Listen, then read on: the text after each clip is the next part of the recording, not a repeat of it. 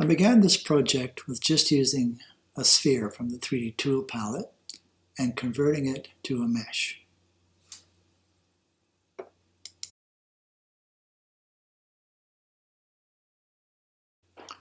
To get to here, I just use a series of cutting planes and cut it down to the shape that I wanted.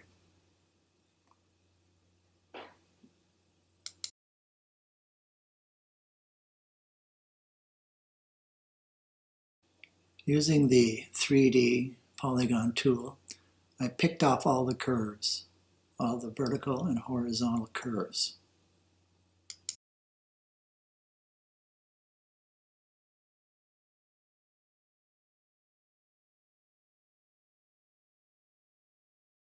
Then I put a 2D circle in with a 2mm diameter, copied it to memory, and went through the process of using extrude along a path to create all my cross members.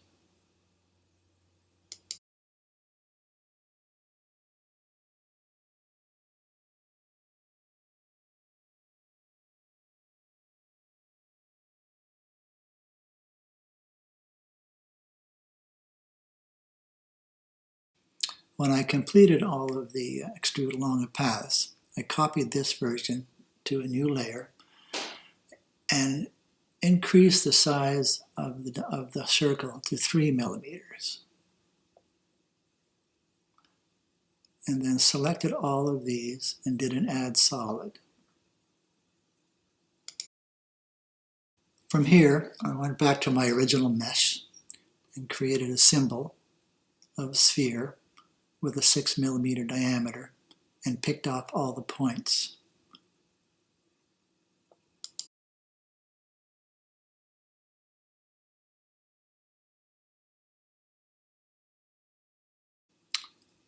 I took those spheres into another layer and did an add solids. And then brought in my mesh that has a 3mm cross sections and did an intersect solids. This produced the connectors.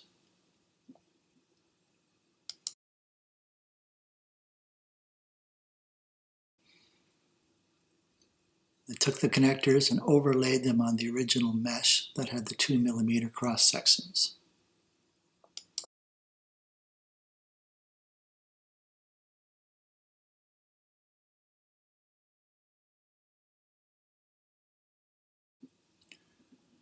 Now there's some cleanup to do because we're going to have to mirror this across several times. We want these sort of outside edges to be flat.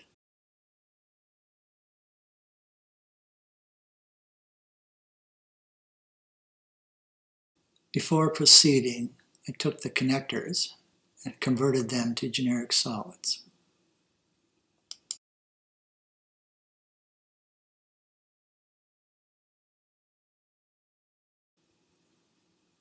I created 3 cut lines and put them back into my scene,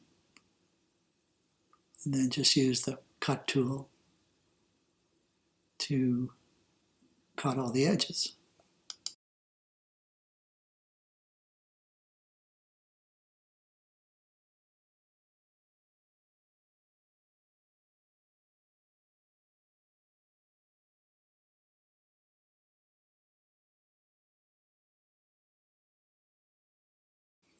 And then I just carefully removed the geometry I didn't want.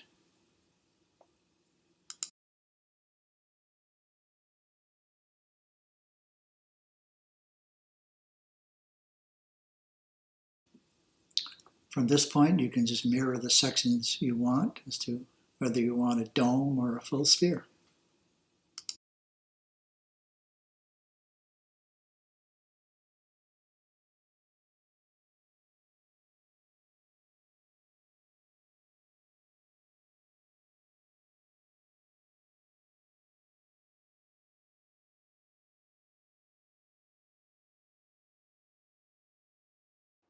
Creating a spherical geodesic dome was much easier than one might imagine.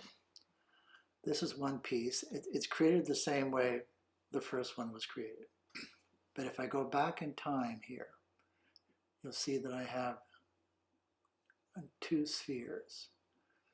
So the first thing you do is you create your mesh, if you want to call it that, with a bigger thickness than what you want.